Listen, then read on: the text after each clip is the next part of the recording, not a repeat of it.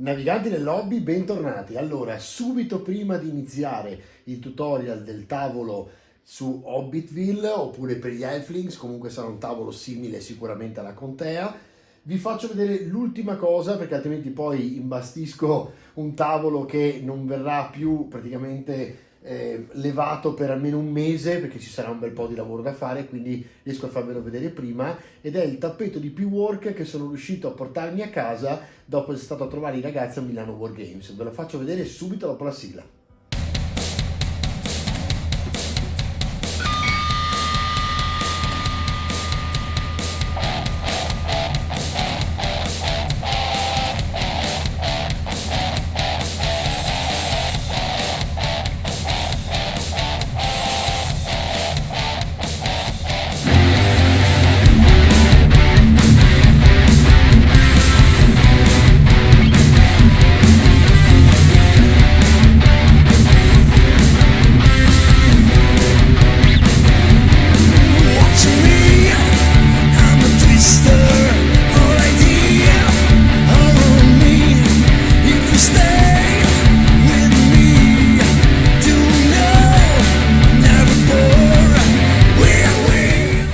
Ragazzi, questo è il Mediterraneo. Allora, Mediterraneo perché come vedete la base è ovviamente molto appunto simile a quelle che possono essere tutte quante quelle quei fondi, praticamente quei fondali che vediamo spesso da noi in Italia, vicino appunto al Mediterraneo. È veramente un evergreen, non per fare il gioco di parole, ma perché effettivamente è un tavolo che si presta a tutte quante le situazioni, dallo storico tantissimo al wargame, sia per la giungla per esempio, anche se potrebbe non sembrare, ma se qui aggiungete praticamente potrebbe sembrare persino il Vietnam oltre che il Mediterraneo. Quindi ci sono veramente tante possibilità, può essere appunto Warhammer 40.000 come fantasy, e quindi veramente è un evergreen. Questo è uno di quelli che probabilmente si utilizza di più quando si va a giocare, quindi è uno di quelli che mi verrebbe da dire comprate per primo se dovete fare un investimento per casa vostra e cominciare a giocare, perché veramente ha tante possibilità di espansione. Ve lo faccio vedere un po' più da vicino, facciamo almeno un 3x di zoom.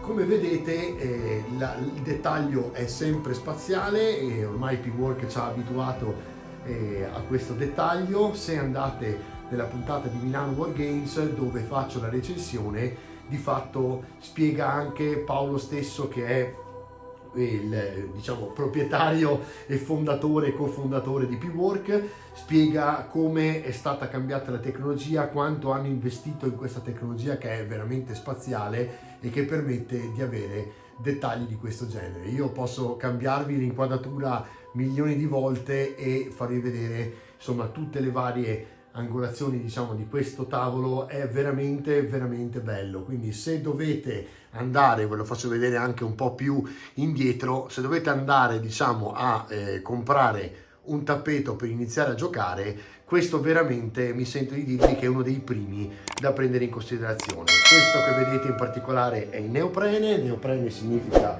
praticamente, per capirci, i tappetini di gomma che utilizzano anche per il mousepad. Sopra è come sempre completamente non scivola, perché non scivola assolutamente, la gomma riesce a mantenere un grip spettacolare e quindi le miniature non partono, perché vedete se tiro non salta diciamo, e sopra è, dicevo, impermeabile, quindi se cade qualcosa, che può essere caffè, acqua, quant'altro, panno subito diciamo di carta assorbente e salvate il tappeto completamente. È lavabile, quindi anche se dovesse essere un po' macchiato basta veramente dell'acqua con una spugnetta per lavarlo.